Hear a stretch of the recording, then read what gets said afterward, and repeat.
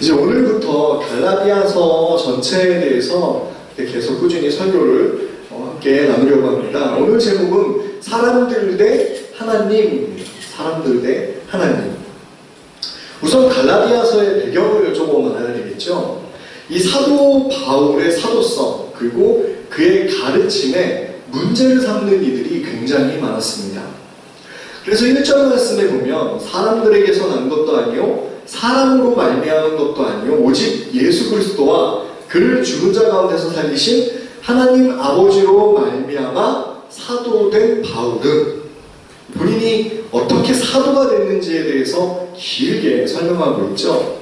우선 사도란 예수님에게서 직접 가르침을 받은 사람을 사도라고 말합니다. 그리고 그의 가르침을 전하라 라고 직접 명령을 받은 사람이 사도겠죠. 그런데 여러분 알다시피 사도 바울이 12명의 사도에 속하나요? 12명의 사도 중에 한 명인가요? 아니죠. 아니었습니다. 그러다 보니까 많은 사람들이 과연 바울이 사도가 맞냐? 라는 그런 질문과 그런 논쟁들이 끊임없이 있었습니다. 우리는 지금 너무나도 당연히 사도 바울 이러니까 당연히 사도라고 생각을 하는데 당시 사람들은 바울의 사도성에 관해서 수많은 질문과 논쟁을 했었던 겁니다. 이런 논쟁들 가운데 바울은 예수님께서 나를 직접 부르셨다. 그리고 이방인들을 위해 택한 사람이라는 것을 많은 이들에게 강조했습니다. 예수님께서 직접 택하시고 직접 명령하여 보내셨기 때문에 나도 사도다라고 말하는 거죠. 그래서 1절에 사람들이 나를 세운 게 아니다. 그리고 사람으로 말미암아 사도가 된 게 절대 아니다. 나는 예수님께서 부르셨고 그 가운데 또 죽은 자 가운데서 살리신 하나님 아버지로 말미암아 내가 사도가 됐다라고 말하는 겁니다. 이 갈라디아서는 사도 바울이 약간 격앙된 어조로 그런 마음으로 갈라디아서 첫 부분을 말하고 있는 겁니다. 오직 예수 그리스도와 하나님의 부르심으로 사도가 된 거다라고 항변하고 있는 거죠. 간혹 우리들 사이에도 이런 논쟁이 있을 수 있죠. 도대체 목사는 누가 세운 거냐? 사람이 세운 거 아니냐? 그리고 집사, 장로, 그리고 교회 안의 리더는 누가 세운 거냐? 사람이 세운 건 아니냐? 라고 묻는 거죠. 이런 질문들을 하면서 많은 사람들이 논쟁을 하기도 합니다. 특히 일부 교회에서는 목사님을 이제 청빙을 하는 과정에서 청빙위원회가 결성이 되고 그 장로님들이 이제 목사를 고르죠. 어떤 목사님이 우리 교회에 오는 게 나을까 해서 청빙위원회에서 목사님을 청빙합니다. 그 과정들을 보다 보면 사람이 세웠기 때문에 내가 당신을 우리 교회 담임 목사로 불렀기 때문에 내 말을 잘 들어야지 라는 식이죠. 세상의 경영 원칙대로 내가 이사를 세웠기 때문에 내 말을 잘 들어야지. 내가 당신을 사장으로 세웠으면 속된 말로 바지 사장이라고 표현하죠. 내가 너를 사장으로 세웠으면 너가 내 말을 잘 들어야지 라고 이렇게 하는 경우들이 많이 있습니다. 하지만 우리가 분명히 알아야 될 것은 교회 안의 직분들은 내가 아무리 세우고 내가 세우는 데에 큰 공헌을 했다 하더라도 하나님께서 세우신 것임을 우리가 분명히 알고 그것에 순종하는 것이 맞습니다. 악한 사람이든 선한 사람이든 하나님께서 세우시고 또한 하나님의 그 큰 구원의 경륜 가운데 모든 일들이 이루어지고 있음을 우리가 믿는 것이 필요합니다. 한편으로 다윗의 예를 들어보면 하나님께서 세운 그 사울 왕을 함부로 하지 않았죠. 분명 죽을 만한 일이 있었고 죽일 만한 죄가 있었음에도 불구하고 하나님이 기름 부은 사람이기 때문에 우리가 어떻게 할 수 없다. 물론 하나님이 기름 부었지 않고 사무엘 선지자가 기름 부었었죠. 그럼에도 불구하고 다윗은 사울에게 어떠한 일도 하지 않았습니다. 우리 주변에 하나님께서 세운 직분에 대해서 함부로 말하지 않는 저와 여러분이 되어야 합니다. 이렇게 사도로 부르심을 받아 이방인들을 전도하고 교회를 세운 바울이었습니다. 그런데 처음 복음을 받아들이고 신앙생활을 이제 함께 하던 이 갈라디아 교회가 점점점 이상하게 변해가는 것을 알았던 거죠. 순수한 복음은 사라지고 점점 세속적이면서 인본주의적인 모습이 하나씩 하나씩 드러나기 시작했습니다. 우리 4절, 5절, 6절 말씀, 우선 6절 말씀 함께 읽어보겠습니다. 갈라디아서 1장 6절 말씀입니다. 시작.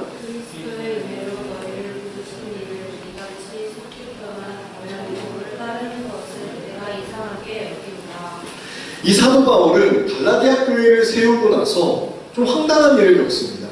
내가 먼저 복음을 전할 때 했던 이야기와 다른 방식의 신앙생활들을 하는 거죠. 뭐냐? 바로 율법주의자들.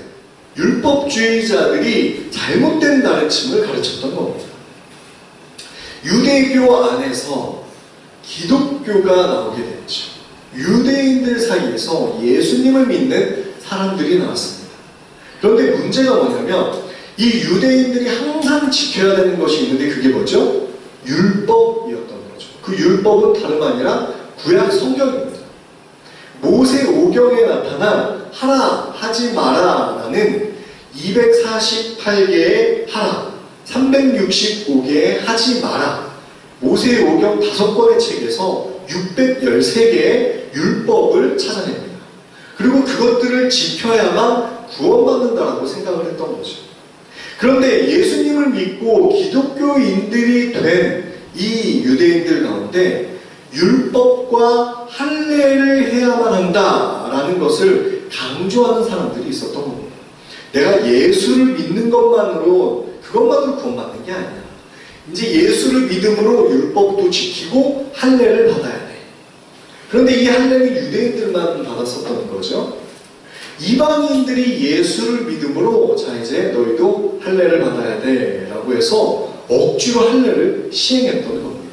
그러니 많은 사람들이 이거 해야 되나 하지 말아야 되나 라고 이 혼란 가운데 있을 때 유대교 율법주의자들이 기독교인임에도 불구하고 할례와 율법을 강조해서 이들을 유혹했던 거죠. 여러분, 구원은 어떻게 주어지는 겁니까?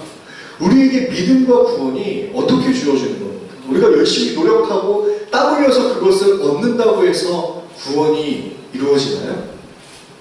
아니죠.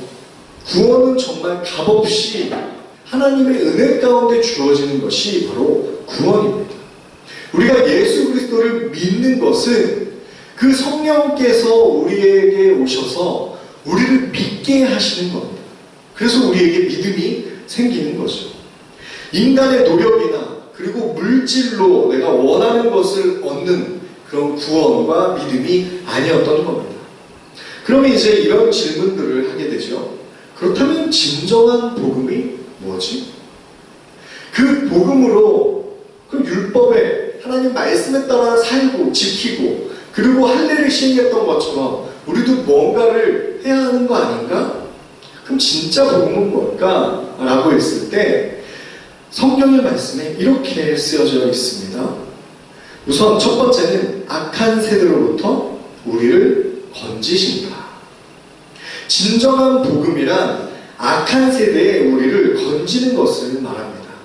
오늘 4절 본문 말씀 4절에 이 악한 세대에서 우리를 건지시려고 라고 쓰여져 있죠. 그리고 두 번째가 뭐죠? 우리의 죄를 대속하신다. 우리에게 진정한 복음이란 이 악한 세대에 살아가는 이 세상 가운데 우리를 건져내는 것이 바로 구원이고 그게 바로 복음입니다. 복된 소식이죠. 그리고 우리의 죄, 우리가 죄가 있는데 우리의 죄로부터 모든 것을 깨끗게 하시고 대속하시는 것이 바로 구원이고 복음입니다. 하나님께서 우리를 건지셨죠. 근데 사실 이 건져지는 게 믿어지지 않는 거죠. 세상은 점점점 악해져만 갑니다. 돈을 위해, 자신을 위해, 그리고 이익을 위해서라면 남들이 피해를 얻든지 말든지 상관하지 않고 나를 위해 끊임없이 살아갑니다. 선량한 사람들이 더욱 고통받는 이 시대에 우리에게 진정한 구원을 베푸시는 분이 바로 예수님인 거죠. 또한 예수님께서 십자가의 죽으심으로 우리를 죄에서부터 건져 주셨습니다. 간혹 이런 생각을 저도 합니다. 도대체 내가 뭔 죄가 있다? 도대체 내 죄가 뭐길래 그렇게 죽을 만한 죄일까? 그리고 내 죄로 인해 예수님이 왜 죽으셨지? 이런 질문들, 이런 생각들 혹시 해보셨나요? 그런데 어느 순간 내 안에 성령께서 이런 마음을 주실 때가 있습니다. 아, 내가 죄인이구나. 정말 내가 죄인인 것을 깊이 깨닫고 내가 정말 죽을 수밖에 없는 죄인이었구나라는 것을 알고 깨닫는 그 순간 정말 하염없이 눈물을 흘리며 뭔 죄가 그렇게 많다고 눈물을 흘리며 회개하고 기도합니다.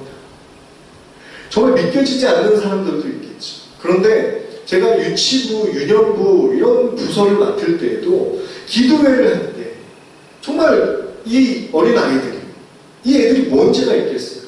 이 애들이 정말 죽을 죄가 있었을까요? 없겠죠. 그럼에도 불구하고 이 아이들이 정말 펑펑 눈물을 흘리며 기도합니다. 근데 이것은 우리의 생각과 우리의 마음이 절대 아닙니다. 이게 바로 성령의 사역인데 성령의 조명이라고 하죠. 성령께서 우리 안을 비추어 주시고 우리와 함께 하실 때 우리의 죄가 무엇인지 깨닫게 되고 알게 되고 그 죄를 자복하게 되는 겁니다. 로마서 8장에 나타나 있는 말씀처럼 성령의 말할 수 없는 탄식으로 우리가 저절로 눈물을 흘리며 회개하게 되는 거죠. 이렇게 성령 하나님께서 저와 우리 모두의 마음을 만져주시길 기대합니다. 또한 내 죄를 대속하신 그 예수님의 그 마음, 그 예수님의 죽으심을 깊이 깨닫길 원합니다. 오늘 이 성찬을 통해서도 그 예수 그리스도의 대속의 그 마음, 그 피와 살을 나누며 그 마음을 깊이 깨달아 알기를 원합니다. 자, 오늘 이 말씀 중에, 오늘 말씀 제목 중에 사람들 대 하나님이었습니다. 그럼 우리는 누구를 기뻐해야 할까요? 기쁘게 해야 할까요? 바로 하나님을 기쁘게 하는 거죠. 사람들의 눈치를 보는가? 하나님을 기쁘게 하고 있는가? 우리 10절 말씀 함께 다시 한번 읽어보겠습니다. 오늘 본문의 10절 말씀이고 주보의 마지막에 나와 있습니다. 성경책 안 가져온 친구들 주보에 나와 있습니다. 함께 읽겠습니다. 시작! 이제 내가 사람들에게 대체하여 하나님께 대체하여 사람들에게 기쁨을 구하랴. 내가 지금까지 사람들의 기쁨을 구하였다면 그리스도의 종이 아니니라. 이제 복음을 듣고 믿음이 있는 사람들은 무엇을 향해 살아가야 할까요? 무엇을 위해 살아가야 될까요? 제가 엊그제 이제 휴가를 잠시 다녀왔는데 휴가 가서 가족들과 이제 한방에서 함께 잤습니다. 그런데 이제 가족들이 모두 다 자고 있는 밤에 영화를 한 편 보게 되는데 밀정이라는 영화 혹시 보셨나요? 밀정. 송강호 나오고 공유가 나오는 그 영화. 이제 일제시대 때를 배경으로 한 영화였습니다. 그 밀정에 어떤 장면이 나오냐? 이 상해에서 독립운동을 하는 의열단 단장이 바로 장채산 역할로 나오는 사람이 이병헌이었고요. 그리고 일본 순사가 되어서 굉장히 높은 지금 경감기 지금으로 따지면 이 경찰 중에 간부급으로 이제 승진한 한국인이 있는데 이렇게 독립운동가를 잡아들이는 앞잡이가 된 송강호가 일제의 앞잡이였던 거죠. 그리고 그 의열단에서 중요한 역할을 맡게 된 사람이 공유였습니다. 공유. 자, 이제 이들이 이제 여러 가지 갈등을 겪으면서 이제 밀정이라고 해서 스파이를 하나씩 심어놓고 끊임없이 이제 두뇌 싸움을 하는 거죠. 특히 송강호는 일제의 앞잡이가 돼서 충실하게 그 임무를 다합니다. 끊임없이 독립운동가들을 잡아들이는 거죠. 자, 이 송강호는 끝내 이제 마지막을 말씀드리면 마지막에 독립군을 결국에 도와주는 역할을 하게 됩니다. 근데 이정출이라는 역할을 맡아서 이정출 역할을 맡은 송강호에게 이제 독립운동가들을 잡아오라는 명령을 받고 상하이로 떠나게 되는 거죠. 이 상하이에 가서 독립운동 그 단장이었던 이제 이병헌을 잡아오라는 명령을 받고 이제 갔는데 이런 장면이 나오는 겁니다. 상하이에서 이병헌이 맞죠? 이병헌, 공유, 송가호. 이 셋이 만나게 됩니다. 이 셋이 만나서 술을 한잔 하게 되는 거죠. 서로 당황했겠죠. 정말 뜻하지 않는 적과의 동침 같은, 정말 내가 잡아들이고 죽여야 하는 사람들끼리 만난 겁니다. 이 어색한 만남을 공유가 이제 주도를 해서 만나겠죠. 다 만나서 이런 이야기를 나눕니다. 내가 너를 잡아야 되는데 지금 이렇게 편안하게 술 먹어도 된다고 생각하냐? 그러면서 이제 막 껄껄거리면서 서로 그 속마음은 잡아야 되고 죽여야 되는 그 마음이 있지만, 그런 마음을 조금은 털어놓고 술을 말통을 갖다 놓고 계속 먹습니다. 자 이러면서 계속 술을 먹어요. 그러다가 이병헌이 이런 말을 하게 됩니다. 송가호가 질문을 했죠. 지금 나를 믿는 거냐? 그랬더니 이병헌이 이렇게 말합니다. 나도 나를 믿지 않는다. 사람의 말을 믿지 않는다. 나는 내가 해야 할 일을 믿을 뿐이다. 그리고 되게 멋있는 말을 하는데, 나라를 위해 그리고 어디에 내 이름을 올릴지 나는 생각할 뿐이다. 정말 멋진 대사 아닌가요? 영화를 보다 말고 갑자기 휴대폰 꺼내서 메모장을 열어서 메모를 했어요. 그래, 내 이름을 어디에 올려야 하는가? 나라를 위해 그리고 내 이름을 어디에 올릴지 나는 생각할 뿐이다. 그러면서 대화가 끝나는 장면이 있었습니다. 독립운동의 단장으로 살아가는 그에게 오직 나라밖에 생각할 수 없었겠죠. 나라의 독립만 생각했겠죠. 그리고 자신의 이름을 어디에 올릴지 항상 생각했던 겁니다. 자신이 죽은 뒤에 역사가 그를 물었을 때 그는 나라를 위한 사람이길 원했던 겁니다. 여러분은 여러분의 이름이 어디에 올라가길 원하고 계십니까? 그리고 무엇을 위해 살아가시겠습니까? 공유를 포함한 의열단원들은 경성에 들어오기가 무섭게 서로 잡히고, 그리고 허망하게 죽거나, 그리고 잡혀서 정말 죽음과도 같은 고문을 당하고 이렇게 옥살이를 하게 됩니다. 폭탄을 가지고 들어왔지만 그 한 사람 한 사람들이 다 잡혀서 아주 쑥대밭이 됐죠. 때로는 바울의 삶이 이러지 않았을까 생각이 됩니다. 그리고 나의 삶도 혹시 이렇게 돼야 되지 않나, 이런 생각도 종종 해봅니다. 우리 10절 말씀을 다시 보면, 이제 내가 사람들에게 좋게 하랴 하나님께 좋게 하랴, 사람들에게 기쁨을 구하랴. 내가 지금까지 사람들의 기쁨을 구하였다면 그리스도의 종이 아니다. 그리스도의 종의 삶이 무엇인지 너무나도 명확하게 말하고 있습니다.